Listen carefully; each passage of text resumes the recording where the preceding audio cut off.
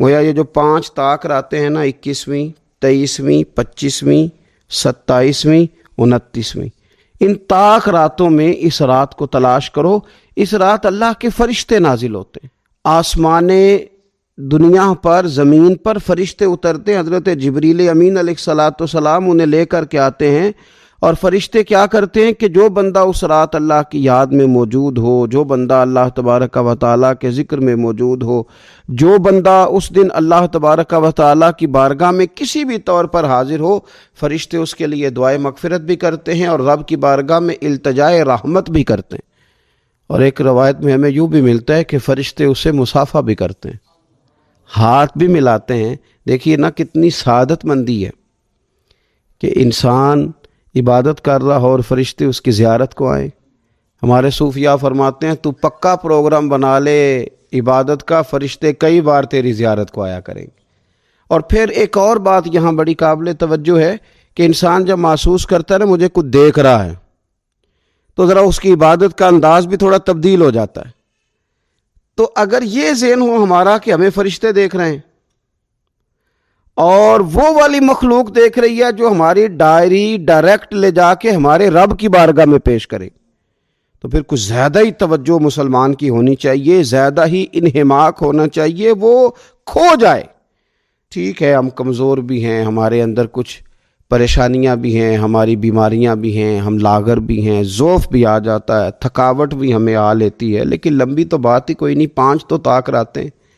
حضرت سیدہ عائشہ صدیقہ رضی اللہ تعالیٰ عنہ ارشاد فرماتی ہیں کہ جب رمضان کا آخری عشرہ شروع ہوتا تھا نا تو نبی پاک اپنی کمر کس لیتے تھے عبادت کے لیے، خود بھی رات کو اٹھتے تھے، ہمیں بھی جگاتے تھے، کیونکہ سونے کے دن تو نہیں، یہ تو جاگنے کے دن ہیں۔ ساون کی کالی راتوں میں جب بوندا باندی ہوتی ہے، وہ راتوں کو اٹھ اٹھ روتے ہیں جب خلقت ساری سوتی ہے۔ یہ رب کے بندوں کی شان ہے۔ اور ویسے بھی درویش کہتے ہیں کہ رات پوے تے بے درداں نو نیند پیاری آوے، درد منداں نو تے یاد سجن دی ستیاں وی آن جگاوے۔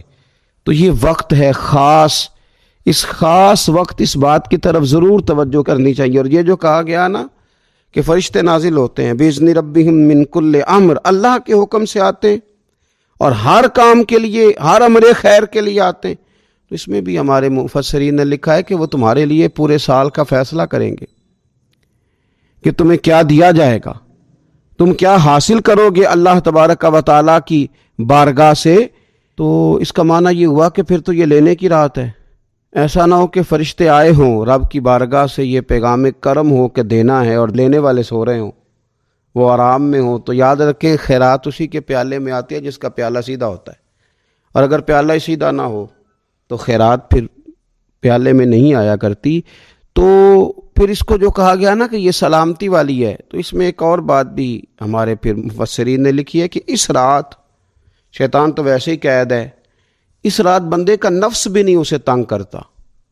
یہ طاق راتیں اتنی حسین ہے کہ تھوڑی سی بندہ ہمت کرے تو اللہ عبادت کے لیے اس کے دل کو قرار عطا کر دیتا ہے، اسے سکون ملتا ہے، طبیعت ٹھنڈی ہو جاتی ہے، اور وہ بڑے ذوق کے ساتھ اللہ کی عبادت کرتا ہے۔ خوب بیداری کا مظاہرہ کریں طاق راتوں میں۔ میں نے رمضان سے پہلے مشورہ دیا تھا کپڑے وقت پہ خرید لو عید کے، اور وقت پہ سلا لو، اور وقت پہ چیزیں لے لو۔ یہ جو خاص دن ہیں عبادت کے، یہ لوگوں کے بازاروں میں گزر جاتے ہیں۔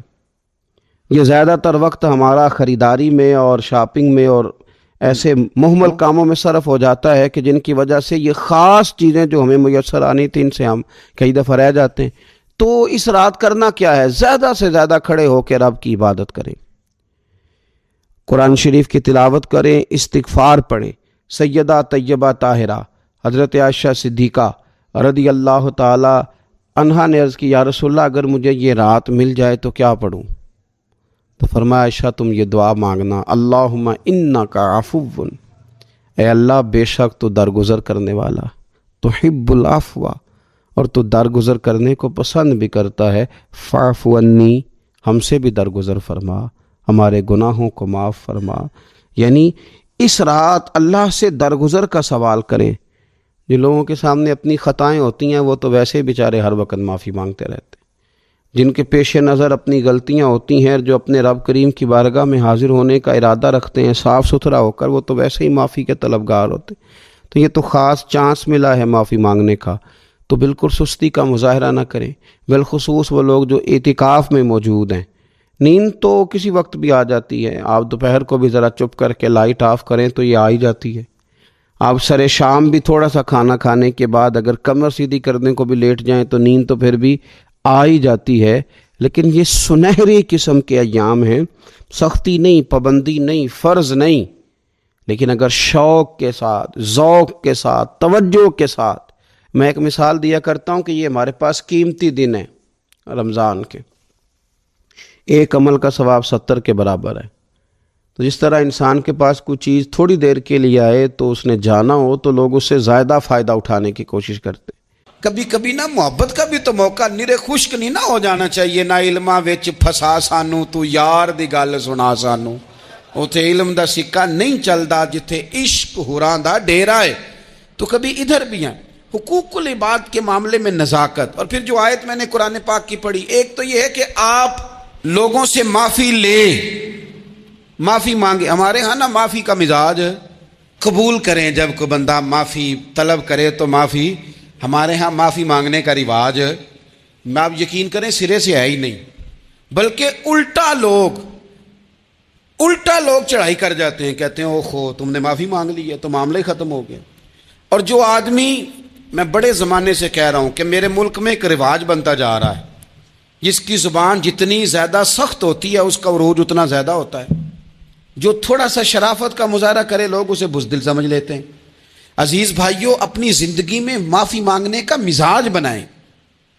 آپ طلب کریں کہ یار مجھ سے غلطی ہو گئی، میں انسان ہوں۔ آپ یقین کریں ڈھیر سارے لوگ ہیں جن کے ذمہ ڈھیروں معافیاں ہیں، لیکن ان کا مزاج نہیں، ان کی طبیعت نہیں، ان کا تکبر آڑے آ گیا ہے۔ اور میرے نبی پاک صلی اللہ تعالیٰ علیہ وآلہ وسلم نے فرمایا تھا، یہیں بدلہ دے دو کسی کا دینا ہے تو، یہیں معافی لے لو، یہیں، ورنہ فرمایا یاد رکھنا قیامت کے دن تو اس طرح ہوگا کہ اگر سینگ والی بکری نے بغیر سینگ والی بکری کو مارا ہوگا اسے بھی قیامت میں بدلہ دینا پڑے گا۔ یہی معافی تلافی لے لو، یہی۔ تو ہمارے ہاں مزاج نہیں، مزاج بنائیں نا، آپ معافی کا مزاج بنائیں۔ رسمی ویسے معافیاں مانگتے ہیں، حج پہ جا رہا ہوں بھائی اگر کوئی ہو گئی تو معاف کر دینا، یہ تو رسم ہے، تو بڑی دنیا ادا کرتی۔ آپ کو پتہ ہے کہاں آپ کو معافی لینی ہے، تو جہاں جہاں اس طرح کے معاملات ہیں وہاں آپ کلیئر کریں۔ صحیح بخاری میں حدیث ہے حضرت ابو ذر غفاری سے، جب کسی نے کہا کہ آپ نے اسی طرح کے کپڑے خود پہنے ہیں جس طرح کہ آپ کے غلام نے پہنے، یہ کیا معاملہ ہے؟ تو فرمانے لگے، اعلانیہ خود بتانے لگے، فرمانے لگے مجھ سے ایک دفعہ غلطی ہو گئی تھی، میں نے ایک غلام کو جھڑک دیا تھا تو نبی پاک نے مجھے تنبیہ فرمائی، تو میں نے اس غلام سے معافی بھی مانگی، اور اس دن سے لے کر آج تک میں جس طرح کا خود لباس پہنتا ہوں اسی طرح کا اپنے غلام کو پہناتا ہوں۔ تو وہ خود بیان کر رہے ہیں، وہ لوگ اظہار کر رہے ہیں کہ ہم نے یہاں نبی پاک علیہ الصلوۃ والسلام کے تنبیہ کرنے پر ہم نے اپنے غلام سے، خادم سے یا کسی غلام سے معافی مانگی۔ تو معافی مانگنے سے بندے کا قد کبھی چھوٹا ہوتا ہے؟ میرے نبی پاک علیہ السلام نے فرمایا جو معافی مانگ لے اللہ تو اس کی عزت میں اضافہ کر دیا کرتا ہے۔ تو اس لیے ایک تو جہاں یہ معاملہ ہے وہاں، اور دوسری جو آیت میں نے تلاوت کی اس میں اللہ کہتا ہے کہ غصہ پی بھی جاؤ، معافی مانگو بھی اور معاف کر بھی دو۔ والکاظمین الغیظ والعافین عن الناس، فرمایا وہ لوگ جو غصہ پی جاتے ہیں اور لوگوں سے درگزر کرتے ہیں، لوگوں سے درگزر کرتے ہیں۔ واللہ یحب المحسنین، اللہ ان احسان کرنے والوں سے محبت فرماتا ہے، ان سے اللہ پیار کرتا ہے۔ تو رب فرماتا ہے جو غصہ پی جاتے ہیں، والعافین عن الناس، اور لوگوں سے درگزر کرتے ہیں۔ ایک تو معافی مانگے اور دوسرا معاف کر بھی دیں۔ اگر دل میں کوئی بات ہو تو معاف، ہر روز لوگوں کو معاف کر کے سویا کریں۔ پہلے تو اس طرح کا کوئی کام ہی نہ کریں۔ ایک شخص نے جملہ کہا تھا، لکھا تھا، کمال لکھا تھا، اس نے کہا تھا کبھی ایسا کوئی کام نہ کرنا کہ کوئی تمہاری وجہ سے جا کے رب کے سامنے رونا شروع کر دے۔ ایسا کوئی کام نہ کرنا کہ کوئی بندہ تمہاری شکایتیں اللہ رسول کو لگائے، اس طرح کا کبھی کام نہ کرنا کہ وہ تڑپ اٹھے اور کہے اب تمہارا شکوہ میں نے وہیں کرنا ہے۔ کچھ لوگوں کی شکایتیں کرنی پڑتی ہیں، اللہ رسول کی بارگاہ میں بھی، اپنے مشائخ کی بارگاہ میں کر دیتے ہیں۔ بعض اوقات انسان وہ بے بسی کے عالم میں کرے یا بہت زیادہ تکلیف اسے سہنی پڑے تو تب کرے، ہو جاتا ہے۔ تو ایک تو ایسا کریں نا، اور کوشش کریں لوگوں کو معاف کر دیں، اپنے دل سے چیزیں نکال دیں۔ دو لوگ بیٹھے تھے نا حرم مکہ میں، ایک صاحب کہہ رہے تھے کہ میرے اوپر بدر میں جو قتل ہو گئے کفار، ان کا ذکر چل رہا تھا، تو دونوں گفتگو کر رہے تھے، بدر میں ہمارے اتنے لوگ مسلمانوں نے مار دیے۔ تو ایک ان میں کہنے لگے کہ اگر میرے اوپر قرض نہ ہوتا اور میرے چھوٹے چھوٹے بچے نہ ہوتے تو میں تو تلوار لے کے جاتا اور مدینہ شریف جا کے معاذ اللہ بدلہ لے آتا۔ دوسرا کہنے لگا میں دیتا ہوں نا تیرے بچوں کا خرچہ بھی، اور میں تیرا قرضہ بھی اتارتا ہوں، تو جا۔ اس نے کہا پکی بات ہے؟ کہا ہاں، قرضہ بھی میں اتار دوں گا، تیرے بچوں کا خرچ بھی اٹھاؤں گا، تو جا۔ اس نے خنجر تیار کیا، تلوار تیار کی، گھوڑے پہ بیٹھا، گلے میں وہ تلوار اس نے اپنے ڈالی اور مدینہ شریف آ گیا۔ اتفاق کی بات یہ کہ ملاقات حضرت عمر سے ہوئی۔ جناب عمر کہنے لگے مجھے تیری نیت ٹھیک نہیں لگتی، پکڑا کدھر آئے ہو؟ کہنے لگا میں تو بدر کے قیدیوں کے بارے میں بات کرنے آیا۔ فرمایا تلوار لے کے چل تجھے حضور کے پاس لے کے جاتا ہوں۔ نبی کریم کی بارگاہ میں لے گئے تو حضور فرمانے لگے کیسے آئے ہو؟ کیسے آنا ہوا؟ کہنے لگے جی میں تو بدر کے جو قیدی آپ کے پاس ہیں ان کی بات کرنے آیا تھا۔ تو حضور فرمانے لگے چل پھر باقی کی میں سناؤں۔ خیال آیا مسلمان نیک و بد پہچان جاتے ہیں، محمد آدمی کے دل کی باتیں جان جاتے ہیں صلی اللہ تعالی علیہ وسلم۔ فرمایا میں سناؤں؟ حضور کیا؟ فرمایا تم اور فلاں بن فلاں وہاں بیٹھے ہوئے تھے نا حرم مکہ میں، فلاں پہاڑ کے ساتھ ٹیک لگا کے، اور تم نے یہ کہا تھا نا کہ قرضہ نہ ہوتا، بچے چھوٹے نہ ہوتے تو بدر کے مقتولین کا میں بدلہ لیتا۔ یہ سارا کچھ طے کر کے پھر آئے ہو تلوار لے کے، اور یہاں کہتے ہو میں قیدیوں کے بارے میں بات کرنے آیا تھا۔ اس کے تو پسینے چھوٹ گئے، وہ تو بے حال ہو گیا۔ اس نے کہا اس کا تو سوائے اس کے اور میرے کسی کو نہیں پتا، اور اگر آپ کو پتا چل گیا ہے تو پھر آپ اللہ کے سچے رسول ہیں۔ تو حضور اگر آپ کو پتا چل گیا ہے کہ میں قتل کرنے کے ارادے سے آیا ہوں، میں معاذ اللہ بدلہ لینے آیا ہوں، اللہ کرے آپ کو سمجھ آئے میری بات کی۔ یعنی ایک تو یہ ہے کہ بندہ وہ پکڑا گیا ہے، اور ایک یہ کہ کسی کو پتا چل گیا ہے کہ یہ اس کام آیا ہے۔ پھر لوگ جب معافی دیتے ہیں تو بڑی کہانیاں سنا کے دیتے ہیں، ایسے نہیں دیتے۔ حضور اب آپ کو پتا چل گیا ہے تو کیا کریں گے؟ تو حضور فرمانے لگے تو بتانا تیرے ساتھ کیا کریں۔ تو کتنے سارے لوگ ہیں جو اس بات کا اظہار کرتے ہیں۔ پھر میں نے یہ دیکھا ہے کہ بلا وجہ کے بعد لوگ شکوے کرتے ہیں، دیکھو جی میرا بھائی ہے، میرا دوست ہے، میرا رشتہ دار ہے، پڑوسی ہے، تو اس نے گاڑی بدل لیا ہے، موبائل بدل لیا ہے، فلانی چیز اس نے لے لیا، میرا خیال نہیں رکھا۔ بھئی مثلاً آپ کا کیا خیال رکھنا چاہیے تھا؟ نہیں، اس نے موبائل لیا ہے 3 لاکھ کا، تو آپ کا خیال ہے کہ میرا یہ خیال رکھتا کہ 1.5 کا مجھے لے دیتا، 1.5 کا وہ یہ لے لیتا۔ یہ مطالبہ غلط ہے شریعت میں۔ آپ کے جو ذمے، اس کی ذمہ داریاں جہاں تک بنتی ہیں وہاں تک تو وہ ادا کرے گا۔